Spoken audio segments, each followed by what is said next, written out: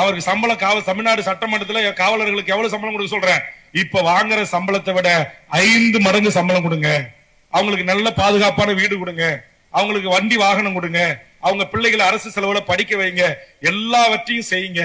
அதை செஞ்சிட்டு இந்த கஞ்சா விற்கிறவன், கராயணி விற்கிறவன், மண்ணு கடத்துறவன், திருடுறவன், பிராஸ்டியூட் தொழில் செய்யறவன், இவனுக்குன்னு சில காவலர்கள் காக்கி சட்ட உடையில கருப்பாடுகள் இருப்பான் பாரு, அவனை உளவுத்துறையும் நேரடி வீடியோ ஆடியோ சாதனங்கள் அடிப்படையிலே சாட்சியாக கொண்டு அவர்களை பணியிலிருந்து டிஸ்மிஸ் செய்து அவர்களை அந்த வழக்கில் கைது செய்து தூக்கி ஜெயில போடுங்கன்னு சொல்லக்கூடிய ஒரே திராணி உள்ள கட்சி தமிழக நாடு உரிமை கட்சி. நாங்க எந்த காவல்துறை இன்ஸ்பெக்டரோட, ஏசியோட, டிஎஸ்பியோட சேர்ந்துக்கிட்டு நாங்க எங்கேயும் மண்ணு திரளல, எங்கேயும் ஊர் சொத்தை அட்டையை போடல. உண்மையான காசு கொடுத்து வாங்கிய பிரம்மமூர்த்தி சொத்தையே அளக்க விட மாட்டோம்தான் நம்மால. இன்னைக்கு காவல்துறை அதிகாரி பூரா கட்ட பஞ்சாயத்து பேச ஆரம்பிச்சிட்டான். உண்மையா காசு கொடுத்து எங்க ராஜகுமாரோ, மோகன்ராஜோ, இல்ல யுவராஜோ, என் கட்சிக்காரங்க நேர்மையான முறையில சம்பாதிங்க. நான் சொல்றேன் அண்ணா, எங்கன்னா நேர்மையான முறையில இருக்கு. ஒரே ஒரு தொழில் தானே சேலத்துல ரயில்வே எஸ்டேட். அதை நாங்க போய் பண்ண போனா நேர்மையா கூட எங்களை பண்ண விட மாட்டேன்றான்.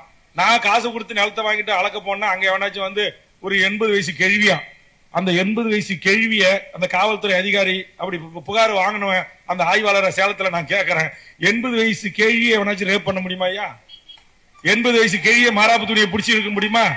அது வீடியோல பேசும்போது மாராப்பு துணியே இல்ல.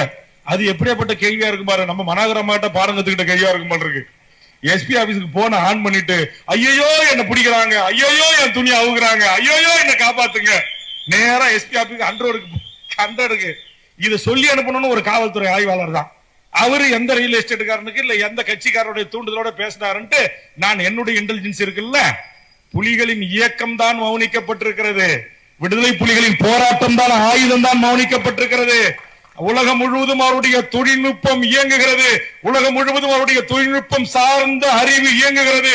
அப்படி இயங்குகிற தொழில்நுட்பம் சார்ந்த அந்த அறிவு பிரிவுக்கு வேல்முருகனும் இன்றைக்கு துணை நின்று கொண்டிருக்கிறார்.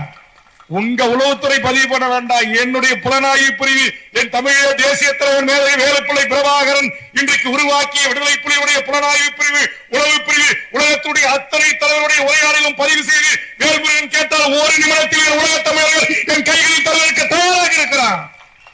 அப்படித்தான் இங்க கொட்டம் படிக்கிற, இங்க ரியல் எஸ்டேட் செய்கிற காவல்துறை அதிகாரிகள் எந்த கட்ட பஞ்சாயத்து கும்பலோடு பேசினான், எந்த கட்சிக்காரோடு பேசினான், யாருடைய தூண்டுதலோடு என் கட்சிக்காரர்களை அடக்கி ஒடுக்க நினைக்கிறான் என்பது கால் ஹிஸ்டரி, அது இன்கமிங் கால் மெசேஜ் எல்லா பிரிண்ட் அவுட் என் கையில் இருக்குது.